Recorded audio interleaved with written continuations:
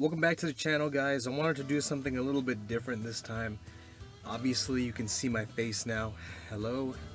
And I'm in my Dodge Ram right now, and I wanted to talk about this because it's good to admit your failures sometimes, and I've did some pretty stupid stuff in doing DIY mechanic work. So just a little bit about me. I don't have an apprenticeship. I didn't went to school for any mechanical work or anything. Most of the stuff that I do is things that I've learned personally from me and my dad working on before, when this was his truck. My old car, which was a Honda Civic, and my new car, Havana SS. And over the years, I've gained some experience with that. Also, I've been watching videos like Chris Fix, who tell you what to do, Scotty Kilmer, and channels like that. They provide a good source of information. And I'll start with this. The number one thing that I did was a failure.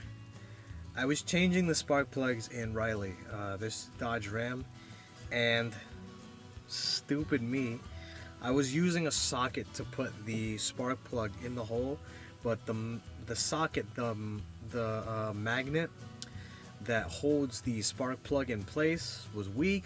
So I tried putting it inside of the cylinder bank 1, and the spark plug fell out and fell inside the engine. So that was a disaster. I couldn't find the spark plug, so I assumed that it was under the engine cover and fell between the head, and that was pretty serious because if I didn't get it out, I thought that it was going to get heated, and if it get heated, it was going to mess something up, and vice versa. So what I tried doing, I got my ratchet and I got a socket on it. I tried to put the socket inside of the engine cover, trying to push out that spark plug. Now, not only did I not do that, I also, my socket fell inside of the spark plug hole, and I'm like, no! I was freaking out, man. I was like, you know what? Because I was trying to get it out. I was trying everything I could. I was trying clippers. I was trying, kitchen knives to pry it out. Pretty much everything you can think of, and that I had at the time. And I was like, fuck, man. Now I have 2 cars that don't work. Fuck, man. I just killed her. I just killed this truck, and I won't be able to drive it ever again. That hit me hard. That was the biggest mistake that I've ever made. Fortunately, I was able to fix it. I got myself really long pliers, because the pliers that we tried before, the grip was way too low. And if anyone's ever changed spark plugs before, you know that spark plugs are way down in the engine, and you can't really reach them with normal pliers. So we had to buy extra long pliers. Thank God we actually were able to get it out. I was able to buy a new spark plug, put it in there, tighten up everything else, and that's that. She's running better than she's ever been. But that was a really big, colossal fuck up that I did, and it almost costed me my truck and my work and pretty much my whole future, because I rely on this truck. I depend on this truck. It's been a really awesome truck to me. It was my dad's truck for the past, I'd say, 11 years. He bought it brand new in 2008. It still runs brand new. He didn't really do any maintenance on it except the oil changes. So no coolant change, no automatic transmission fluid change, no differential fluid change, nothing like that.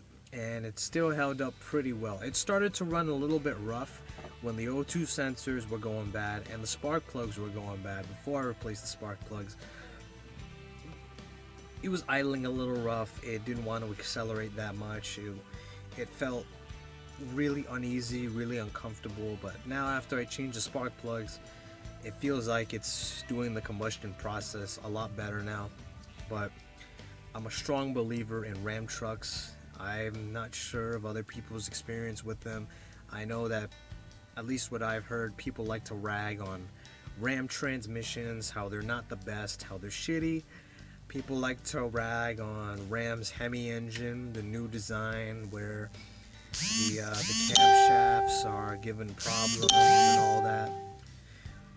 You know, there's a lot of things, and this is not just with Ram. You know, if you go to Ford, the 5.4 Triton, I've heard spark plugs being a major issue on that engine. Well, only to the people who don't maintain it. So I'm glad that my dad bought a Dodge, alright? Or else I wouldn't have anything to drive right now. The spark plugs were an issue. I know the, what was it? Something about the timing was an issue. It was rattling. Little few designs here, like the 4-wheel drive solenoid was right on top of the engine bay, and then the water would totally destroy it. I don't know whose design was that. And Chevy, I can't really think anything bad about Chevy. Chevy seems to be pretty on top of their game. The only thing that I can think of that was wrong with them was the flex fuel system, or the cylinder deactivation system, excuse me, in the second generation trucks, the Sierra and the Silverado. That, and I also watched a video about D-Boss Garage where he was trying to change the timing chain on a Vortec Inline 5 5300, and it was a pain in the ass. But you know, every truck, every car has their own little issue and weirdness to it. And in my experience with the Dodge Ram before it became Ram, the third generation Rams, they're amazing vehicles, man. One thing about it is it's just so big inside. It's really huge, and you know, you can really stretch out in this truck when you're doing a long trip to go to the grocery store. I know, a long trip to go to the grocery store. I live in the forest. You know? Everything about this, man, it's just like, for example, I drive 100 miles to and from work. I live in West Palm Beach. I go to work in Wilton Manors, Florida, which is about 57 miles from my house, and I do that coming home, same thing, 57 miles. In Havana SS, you know, I didn't really have a problem with it. She was awesome. Mostly she was performance. So in this truck, it would take me an hour and 30 minutes to get home. In that car, if I was pushing it a little bit, it'll take me an hour. If I was pushing it a lot, it'll take me 40 minutes, okay? So yeah, that car's awesome. It's really fast. It's really strong on the power whenever you put your foot down. That Ecotec is a badass engine. That G35 Saab transmission is a badass transmission for a front wheel drive car. It's really awesome. I have to get used to this truck for now because she's still out of service. I'm still trying to get the transmission out. I'm still trying to replace the clutch if I need to do that, or I just need to replace the gasket, or I have literally no idea what to expect once I take out the transmission in that car.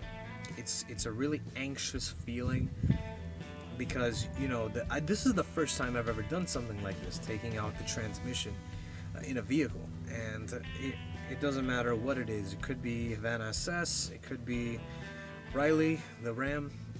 You know, taking out the transmission for the first time is not an easy feat.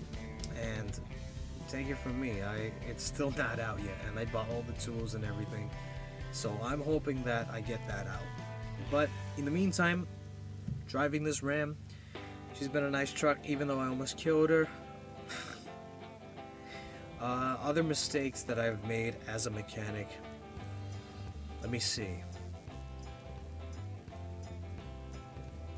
I remember one time I was changing the oil in Havana SS, and I think I almost dropped the socket inside of the engine filter location, and I almost did that. If anyone's did an oil change on, you know, a Chevrolet Cobalt before, you know that the engine oil filter is inside under the supercharger. So it's really hard to get to without an extension and without the proper tools. What I did was I was trying to take out the oil filter, which I did, And you know, I changed it out and everything, and I was trying to, you know, put everything back together. I don't know how, man, but I had my socket with my wrench on that side where the engine oil filter is, the hole where it goes in. And I swear to God, it almost fell inside of the hole, and I caught it just in time, thank God. But Jesus, man, like that would have been a more pain in the ass because it's under the supercharger and it's a really tiny little slot to get in. So reach your hand under there and grab the filter. So I caught it just in time, or else I would have to spend the next 1 or 2 hours trying to fish out that socket, and that would not be fun. Another thing, a big thing for me, is I keep misplacing my tools. Whenever I'm looking for a certain socket, like a 12 or a 1/16 or a 3/16, or like an insert size here, I can never seem to find some of them. Some of them we have to go to the AutoZone store and buy it, even though I know that we had it last time. We just spent 30 minutes, 40 minutes looking for the socket and we can never find it. That's a bad habit of mine. I keep misplacing my tools, and it shouldn't be like that. If you're working on your car, or if you're working on cars in general, it's very important to keep track of your tools and keep them sorted out and keep them straight.